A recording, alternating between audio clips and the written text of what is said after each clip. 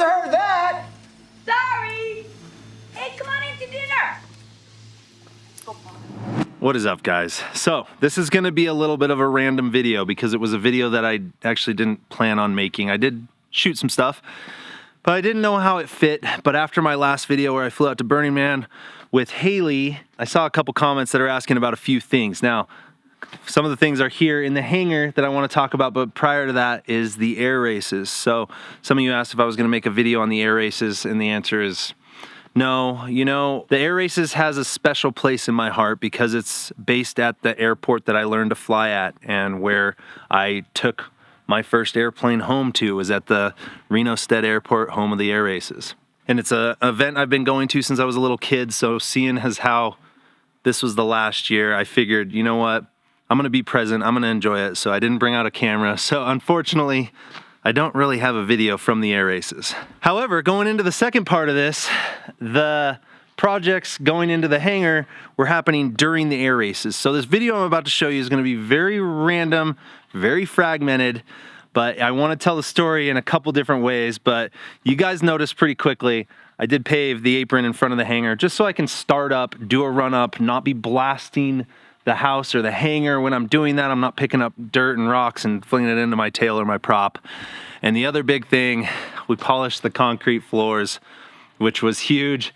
I've also got some friends keeping their planes here for the meantime between the air races and the High Sierra flying. So I want to tell you guys about all of this. So get ready. This is going to be a little bit of a random one, but heck, you guys asked. Let's talk about what we did out here.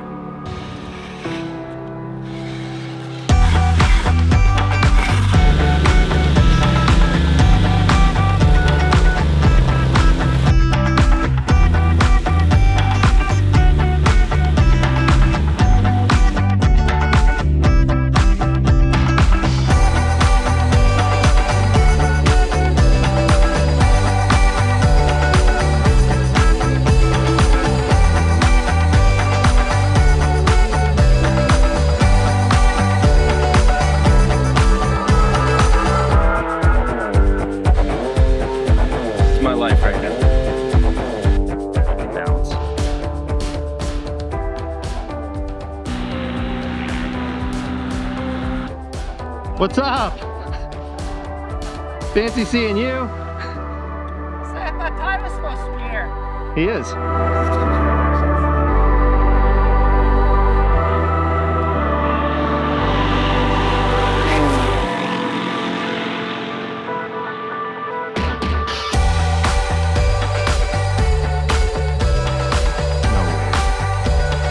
Every time though, he's gonna nail this and be just easy street.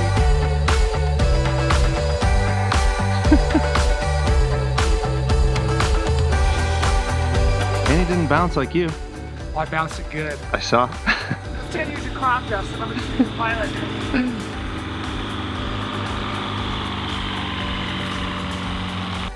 That was fun. That was cool.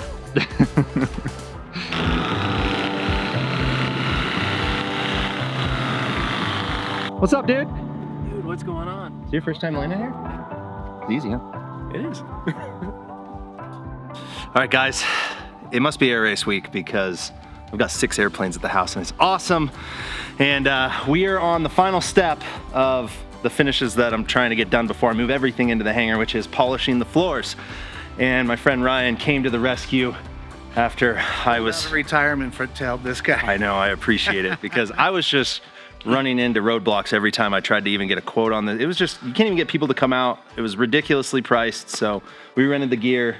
Yep. Ryan came out of retirement.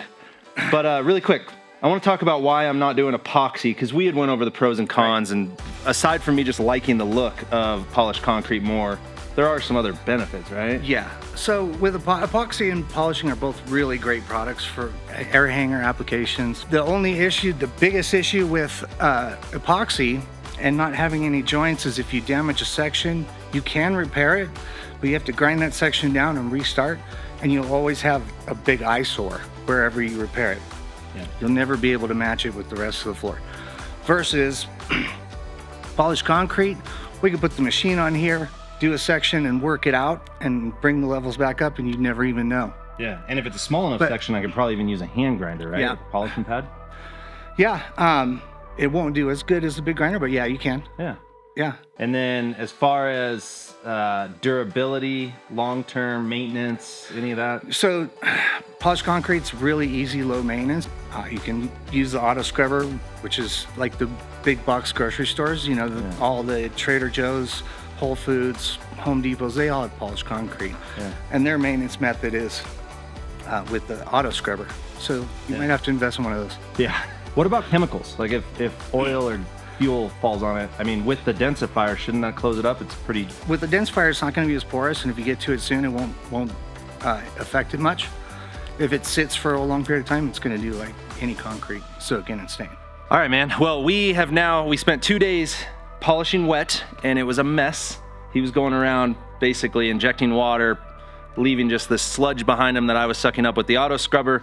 We got all of that out. Now we're onto the dries, and hopefully by the end of today, we'll have some shine going on. Yes, sir. So We're going to get back to work.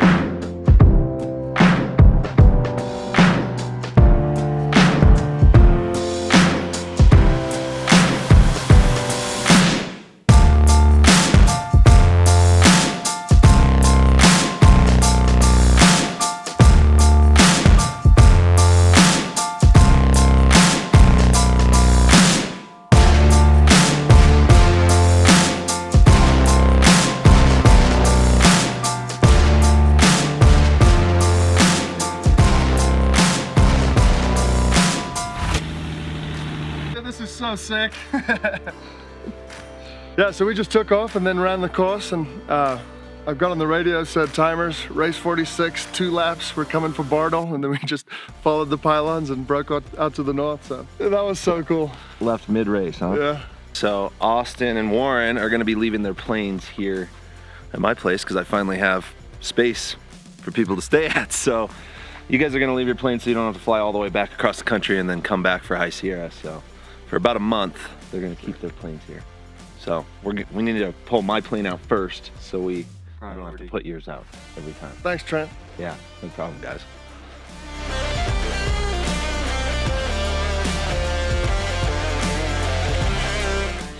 All right, so the floor's finally complete. It finally feels finished and clean in here. And again, to recap, you know, we kind of went through a polishing process that was a bit messy and time consuming, but the results are just amazing. You know, we started at 50 grit, did 50 and 100 grit, all with polishing pads wet, then went to dry and polished our way through 400, put down a densifier, which basically hardens the concrete and makes it to where you can polish it and shine it even better. And I think that helps close up the pores in the concrete. And after that, hit it with the 800. And honestly, Ryan, my buddy who helped me polish this, made it sound like this was one of the shiniest floors he's ever done. And for an 800 grit, it shines a lot better than either of us expected. It probably will never be doing any justice of it on camera. You probably have to see it in person to really realize it. But overall, I am very happy with how the floor turned out. And like I said, now I can start figuring out what to place in here. We put our old couch from the house in here so we can have like a hangout zone. I'm gonna work on some storage as well as workbenches. I got a bunch that needs to still happen in here. Obviously now I got a couple extra planes that I'm tripping over for the meantime, but I think that's a good problem to have. So anyway, huge thank you to Ryan for helping me with this. Dude, you went way out of your way and spent way longer than we should have had to, and I really, really appreciate that. And you guys know the drill. Like this video if you do, subscribe if you haven't. Come be my wingman. See you on the next one. Peace.